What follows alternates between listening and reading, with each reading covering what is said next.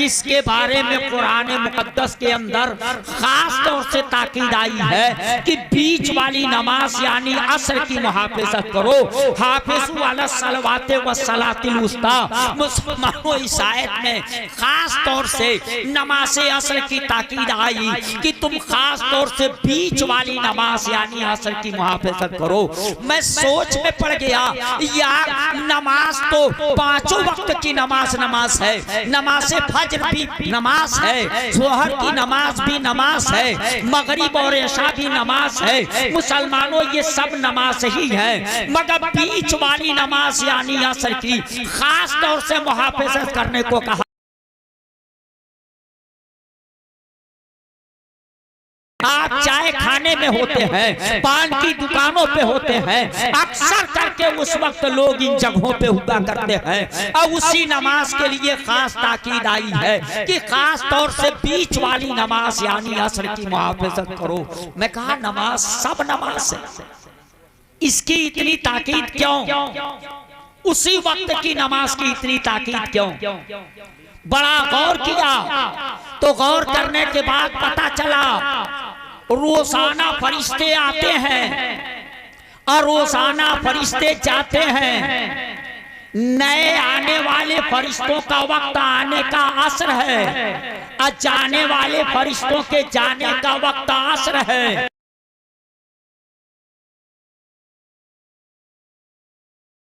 मुसलमानों जरा अंदाजा लगाओ, अब बीच वाली नमाज की इतनी ताकीद इसलिए की गई कि वो आने वाले फरिश्ते जो आए, आते आते तुझको रब की बंदगी में पाए, आते आते तुझे नमाज पढ़ते हुए पाए, आते आते तुझे नमाज पढ़ते और रब की बंदगी करते, इबादत करते पाए और अपनी रजिस्टर के पहले ही पन्ने पे तुझको नमाजी लिखे, तुझको इबादत गुजार लिखे, तुझको नेकोकार लिखे।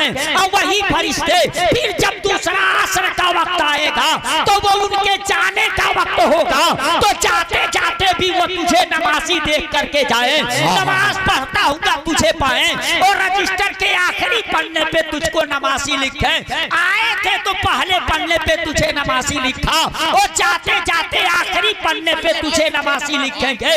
इस तरह से तुम उनके रजिस्टर के पहले पन्ने पर भी नेकोकार रहोगे, नमाजी रहोगे, दीनदार रहोगे, परहेजगार रहोगे, रब की इबादत गुजार रहोगे और उनके आखिरी पन्ने पर भी तुम इबादत गुजार रहोगे, साजिद रहोगे, आबिद रहोगे। इसलिए उसकी इतनी ताकीद आई, खास तौर से बीच वाली नमाज यानी असर की तुम मुहाफिजत, जिंदाबाद सुभान अल्लाह, असर की मुहाफिजत करो। मुसलमानों कसम है जमाने की, किस जमाने की? तो अंबियाए किराम का जमाना बड़ा अच्छा, बड़ा मोहतरम, मगर किसके जमाने की?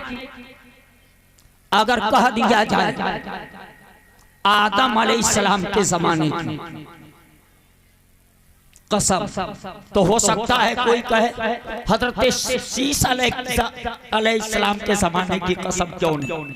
अगर उनका नाम ले लिया जाए तो कोई कहे हजरत मूसा अलैहिस्सलाम के जमाने की कसम क्यों नहीं। वह भी नबी कमोबेश 1,24,000 अंबिया, near about 1,24,000 prophet come to world, but they were for a certain trip, for a certain area, for a certain time, but at the last the creator of the whole universe, मुसलमानों कमोबेश 1,24,000 अंबिया इस दुनिया के अंदर जलवागर हुए। किसी नबी का नाम लिया जाए तो सवाल पैदा होगा इन्हीं के जमाने की कसम क्यों, उनके जमाने की कसम क्यों नहीं, उनके जमाने की कसम क्यों नहीं, ये सवाल पैदा हो जाएगा। इसलिए मुसलमानों आओ उसके जमाने की कसम कि सबका जमाना उसी का जमाना कहा जाएगा और उसका जमाना यानी मुस्तफा जाने रहमत का जमाना और रसूल पाक का जमाना, आदम अलैहिस्सलाम का ज़माना भी उन्हीं का ज़माना है, शीश अलैहिस्सलाम का ज़माना भी उन्हीं का ज़माना है, हज़रत आदम से लेकर के ईसा रूहुल्लाह तक सारे नबियों का ज़माना ये ज़माना मुस्तफ़ा है, ये मुस्तफ़ा का ज़माना है। मगर मुस्तफ़ा के ज़माने की कसम, मुस्तफ़ा का भी ज़माना कई, अल्लाह एक मुस्तफा का ज़माने नबूवत, दूसरा मुस्तफा का ज़माने ज़ुहूर। ज़माने नबूवत कब शुरू हुआ? कब शुरू हुआ? तो याद कीजिए, जब किसी ने पूछा मता वजबत लका नबूवा, ऐ मेरे आका आप पर नबूवत कब वाजिब हो गई, कब लाजिम हो गई, आप पर नबूवत कब लाजिम हो गई? तो मेरे आका ने फरमाया था कुंतो नबियों आदम बैनल माए वत्तीन, मैं तो उसी वक्त नबी था, उस वक्त नबी था जब आदम अलैहिस्सलाम आबो गिल की मंजिलें तय कर रहे थे, अभी मिट्टी और पानी के दरमियान थे, यानी अभी आदम नहीं बने हैं मगर मुस्तफा का ज़माना नबूवत है। मुसलमानों, अब उसे ज़माने का नाम लेने में भी सोच रहा हूँ, क्योंकि वो ज़माना कैसे होगा? ज़माना पैदा होता है गर्दिशे लैलो नहार से, ज़माना पैदा होता है गर्दिशे अफलाक से, ज़माना पैदा होता है शम्सो कमर की गर्दिश से, मगर मुस्तफा उस वक्त नबी थे जब न ज़मीन थी न ज़मान था, न मकी थी न मका था, न ज़मीन थी न आसमान था, न चाँद था न चांदनी थी, न सूरज था न रोशनी थी, कुछ नहीं था। न आदम थे न आदमियत थी, न मूसा थे न जलाल था, न ईसा थे न मसीहाई थी, न लूत थे न उनकी हिकमत थी, न हज़रत अय्यूब थे न उनका सब्र था, न हज़रत इब्राहिम थे न उनकी खुल्लत थी, न हज़रत इस्माइल थे न वो इसार का जज्बा था। मुसलमानों, कुछ नहीं था मगर उस वक्त मेरे आका थे, और सिर्फ थे नहीं नबी थे। जिंदाबाद जिंदाबाद, सुभान अल्लाह सुभान अल्लाह। उस वक्त नबी थे जब कुछ नहीं था। मेरे आका फरमाते हैं मैं उस वक्त नबी था जब आदम अलैहिस्सलाम मिट्टी और पानी के दरमियान थे, अभी आबो गिल की मंजिलें तय कर रहे थे, मैं उस वक्त नबी था। मुसलमानों, तो वो ज़माना भी मेरे आका का ज़माना, और उस वक्त से लेकर के अब तक ये सारा ज़माना मेरे आका का ज़माना है, और आज से लेकर क़यामत तक ये सारा ज़माना मुस्तफ़ा का ज़माना, क्योंकि मुस्तफ़ा को रब्बे कायनात ने आलम के लिए रहमत नहीं, आलमीन के लिए रहमत बनाया है। Mohammad is peace be upon him mercy for the whole universe. मेरे मुस्तफा सिर्फ एक ज़माने के लिए नहीं, एक कौम के लिए नहीं, एक खित्ते के लिए नहीं, बल्कि मुस्तफा तो आलमीन के लिए रहमत है, आलमीन के लिए रहमत है। अब आलमीन में मुसलमानों सारा आलम समेटा जाएगा, तब आलमीन बनेगा, तब आलमीन बनेगा। सारे आलम आलमीन के लिए रहमत बना करके रब्बे कायनात ने मुस्तफा जाने रहमत सल्लल्लाहु अलैहि वसल्लम को भेजा। इसीलिए कहने वाले ने कहा मोहम्मद रहमत हक है, पैगंबर हो तो ऐसा हो, मोहम्मद रहमत हक है, पैगंबर हो तो ऐसा हो, हुए हम उनकी उम्मत में मुकद्दर हो तो ऐसा हो, हुए हम उनकी उम्मत में मुकद्दर हो तो ऐसा। नारे तकबीर, नारे रिसालत, मसलके आला हजरत, जलसे दस्तार बंदी, नारे तो आका का ज़माने नबूवत, फिर आका का ज़माने ज़ुहूर। जब आलमे नूर से आलमे ज़ुहूर में आका जलवागर हुए, तो वो मेरे आका का ज़माने ज़ुहूर। मुसलमानों, ये ज़माना भी मुस्तफा का ज़माना, ये ज़माना भी मुस्तफा का ज़माना, वही अव्वल वही वही अव्वल वही आखिर। अगर आपको ये समझना है तो आप बताइए, एक आम का दरख्त उगाना है, आम का पौधा कैसे उगेगा? जमीन खोदो, जमीन तैयार करो, और जमीन तैयार करके उसमें सोने का टुकड़ा गाड़ दो, आम का पौधा निकलेगा ना उससे?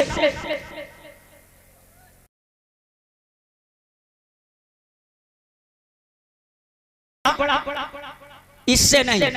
आम का पौधा निकलेगा कैसे? आम का पौधा कैसे निकलेगा?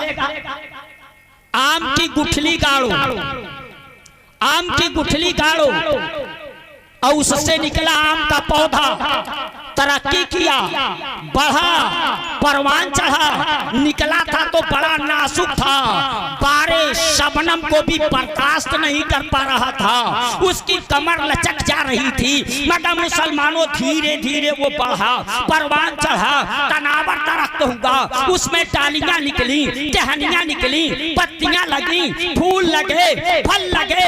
एक दिन ऐसा आया जब उसमें फल लगा तो वो गुठली गाड़ने वाला, पौधा लगाने वाला मारे खुशी के झूमने लगा। मैं पूछा आखिर इतना खुश क्यों नजर आ रहे हो? तो उसने कहा यही तो मेरा मकसद था। मकसद उसे ही कहते हैं जो तसव्वुर में पहले हो और वजूद के एतबार से बाद में हो। मुसलमानों, ये आपका दारुल उलूम, ये जब यहाँ वजूद डाला गया तो पहले लोगों के तसव्वुर में था कि मदरसा बनेगा, वो मदरसा बनेगा, दरसगाह बनाएंगे, बिल्डिंग बनाएंगे, बच्चे आएंगे, उलमा आएंगे, तालीम हासिल करने के लिए बच्चे आएंगे। ये पहले तसव्वुर में था। मगर बिल्डिंग नहीं थी, इमारत नहीं थी, बच्चे नहीं थे, उलमा नहीं थे, मुदर्रिसीन नहीं थे, मुतअल्लिमीन नहीं थे, मगर तसव्वुर में था, तसव्वुर में था। तो मुसलमानों, मकसद उसे कहते हैं जो तसव्वुर में पहले हो, वजूद के एतबार से बाद में पाया। जिंदाबाद जिंदाबाद, वो मकसद होता। उसने कहा यही तो मेरा मकसद था, अब मैं मकसद को पाया हूं, मकसद के करीब पहुंचा। अब उसमें फल लग गए, मगर फल बड़ी तेजी के साथ। अब उसमें से एक एक फल को तोड़ना शुरू किया, बड़ा हो गया, पक गया, एक एक को तोड़ना शुरू किया, चाकू से चाक करना शुरू किया। और जिस फल को काट रहा है आम के, उसके अंदर से क्या निकल रहा है? सोने का टुकड़ा। क्या निकलेगा? आप लोग हासिल नहीं है क्या? यहाँ रह करके भी गैर हासिल नहीं। इतनी मोटी बात पूछ रहा। उस आम को काटा, क्या अंदर निकला? सोने का टुकड़ा। क्या चीज? वो गुठली। जैसे ही गुठली देखा, मैं सोचा या अल्लाह, ये मामला क्या है? ये तो इतना पहले जमीन में गाड़ा था, वो नीचे वाली चीज ऊपर कैसे आई? वो नीचे वाली चीज ऊपर कैसे गई? मैं परेशान हो गया। मोटे तने से पूछा क्या वो नीचे वाली चीज ऊपर कैसे गई? क्या रास्ता यही है? उसका रूट यही है? क्या नीचे वाली गुठली ऊपर इसी रास्ते से गई? उस मोटे तने ने कहा मुझको कुछ खबर नहीं है। डालियों से पूछा, डालियों ने कहा मुझको कुछ पता नहीं है। टहनियों से पूछा, टहनियों ने कहा मुझको कुछ खबर नहीं है। किसी को कुछ खबर नहीं है, मगर सबको फैसयाब करते हुए वो गुठली नीचे से ऊपर पहुंच गई है। सबको फैस पहुंचा है तो उसी से पहुंचा है। सबका वजूद उसी की बदौलत है। अगर वो गुठली नहीं होती तो पौधा नहीं होता, उसका तना नहीं होता, उसकी डालियां नहीं होती, टहनियां नहीं होती, पत्तियां नहीं होती, फूल नहीं होते। अगर मुस्तफा नहीं होते तो आदम नहीं होते, नहीं होती, लूत नहीं होते, उनकी हिकमत नहीं होती, नूह नहीं होते, उनकी शुजाअत नहीं होती, दाऊद नहीं होते, उनकी खिलाफत नहीं होती, मूसा नहीं होते, उनका जलाल नहीं होता, ईसा नहीं होते, उनकी मसीहाई नहीं होती, हजरत इब्राहिम नहीं होते, उनकी खुल्लत नहीं होती, हजरत इस्माइल नहीं होते, उनका सब हो ईसा नहीं। अल्लाह अल्लाह, जिंदाबाद जिंदाबाद। मुसलमानों, वो नीचे वाली चीज ऊपर पहुंच गई। किसी को खबर हो न खबर हो, मगर ये सबका वजूद उसी की बदौलत है। मगर फर्क है, जब गाड़ा था तो तन्हा एक गुठली थी।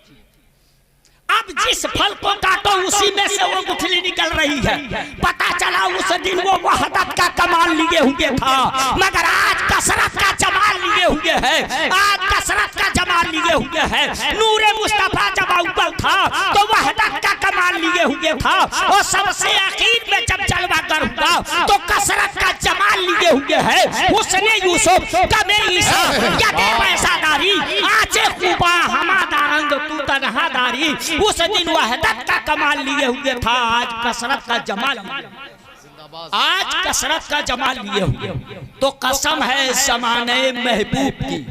क्या कसम है ज़माने महबूब की? इंसान घाटे में, इंसान घाटे में। वो इंसान आप कहोगे 1400 साल 1450 साल पहले कुरान उतरा, उस दिन इंसान घाटे में रहा होगा, मगर आज तो तरक्की का जमाना, आज तो ये इंसान चांद पे महल बनाने की कोशिश कर रहा है, आज तो चांद के ऊपर जमीन अलाट कर दी जा रही है, आज तो सूरज की शुआओं को गिरफ्तार कर लिया जा रहा है, आज तो परिंदों की तरह से जो इंसान कल नहीं चल पाता था जमीन पर, वो फिजाओं में परवाज कर रहा है। आज का इंसान कैसे घाटे में है? तो मुसलमानों, इंसान इंसान है, इंसान मुस्तक उन्स से है, उन्स के माने प्यार के हैं, और जब इसके अंदर इंसानियत नहीं रहेगी तो फिजा में उड़ना ये इंसान की कामयाबी नहीं है, क्योंकि इंसान से पहले मक्खी और मच्छर फिजा में उड़ रहे हैं, इससे पहले से वो इंसान की तरक्की नहीं, उतना काम तो मक्खी और मच्छर भी कर रहे हैं, और इससे पहले से कर रहे हैं। दरियाओं का सीना चाक कर देना ये इंसानी तरक्की नहीं है, ये इंसान से पहले दरियाई जानवर इस काम को कर रहे हैं, मछलियां इस काम को कर रही हैं, इसलिए ये इंसान की तरक्की नहीं है, ये तो जानवरों की तरक्की है, ये तो जानवरों की तरक्की है। इंसान की तरक्की क्या है? इंसान बना उन्स से है, उन्स के माने प्यार के हैं, जब इसके अंदर उनसियत नहीं पाई जाएगी, जब इसके अंदर प्यार नहीं पाया जाएगा, जब इसके अंदर मोहब्बत नहीं पाई जाएगी, तो ये इंसान सब कुछ करके भी घाटे में है। मैं नहीं कहता, कलंदर लाहौरी अल्लामा इकबाल ने कहा था, ढूंढने वाला सितारों की गुजरगाहों का, ढूंढने वाला सितारों की गुजरगाहों का, अपने अफकार की दुनिया में सफर कर न सका, और जिसने सूरज की शुआओं को गिरफ्तार किया, जिंदगी की शबे तारीख से हर कर न सका, इल्म हिकमत के खमो पेच में उलझा ऐसा, आज तक फैसले नफो जरर कर न सका। हसरत तो वो इंसान की तरक्की नहीं, आज इंसान के अंदर इंसानियत नहीं। आज जब मानव के अंदर से मानवता निकल जाए तो वो मानव नहीं, मानव की शक्ल में वो दानव है। इंसान के अंदर से जब इंसानियत निकल जाए तो वो इंसान नहीं, इंसान की शक्ल में वो शैतान है। मुसलमानों, आज मानव के अंदर से मानवता खत्म हो गई है, इंसान के अंदर से इंसानियत खत्म हो गई है। आज इसके अंदर उन्स नहीं पाया जा रहा है। अगर इंसान के अंदर इंसानियत रहती तो मुसलमानों, पढ़े लिखे लोगों को आप देख लीजिए, आज कितने दिनों से आपको पता होगा कि आग के अंगारे कितने मुल्कों पे बरस रहे हैं। वो बरसाने वाले जाहिल नहीं है, वो बरसाने वाले अनारी नहीं है, वो बरसाने वाले मुसलमानों वो अनपढ़ नहीं है, सब पढ़ लिख करके वहाँ पहुँचे हैं। फर्क इतना है कि वो पढ़ करके पहुँचे हैं, जो यहाँ तालीम दी जाती है वो तालीम नहीं, इंसानियत की तालीम नहीं दी गई, मानवता की तालीम नहीं दी गई। काश के उस बुलंदी पे पहुंचने के लिए यहाँ के पढ़ करके निकलने वाले पहुंचे होते तो मुसलमानों वो आग के अंगारे ना बरसा करके वो फूल की बारिश, वो फूल की बारिश करते। लोग कहते हैं तालीम न होने की वजह से ये परेशानियां हैं। मैं कहूँगा तालीम याफ्ता आज के जमाने का जितना बड़ा शहर घोलने का काम कर रहा है। पढ़े लिखे लोग जो जितना पढ़े हैं वो उतना ही जुल्म उठाते नजर आ रहे हैं, इंसानियत से उतना ही दूर नजर आ रहे हैं। ये बम पर शक्ति पावन बनाने वाला जाहिल और अनाड़ी है क्या? ये मिसाइल पे मिसाइल बनाने वाले क्या ये जाहिल और अनाड़ी है क्या? ये ड्रोन बनाने वाले क्या मुसलमानों, जिन लोगों ने अफगानिस्तान को तबाह किया क्या वो जाहिल थे? जिन्होंने इराक को बर्बाद किया क्या वो अनाड़ी थे? जो लोग मुसलमानों यूक्रेन को आग के हवाले कर दिए क्या वो अनपढ़ लोग थे? क्या जो लोग आज फिलिस्तीन पे आग की बारिश कर रहे हैं क्या वो जाहिल और अनाड़ी नहीं? सब के सब पढ़े लिखे लोग थे, मगर मुसलमानों ये वो पढ़ने वाले थे कि पढ़ा तो इंसानियत का दर्स नहीं। इंसानियत का दर्स तो इन मदरसों में दिया जाता। क्या बात है, जिंदाबाद। इंसानियत का दर्स, मानवता का पाठ तो इन दीनी दर्सगाहों में पढ़ाया जाता। अगर यहाँ के पढ़े होते, अगर उस बुलंदी पे गए होते तो यकीन समझो ये आग का अंगारा नहीं बरसाते, ये लोगों के ऊपर फूल की बारिश कराहने वालों को कलेजे से लगाने का काम करते।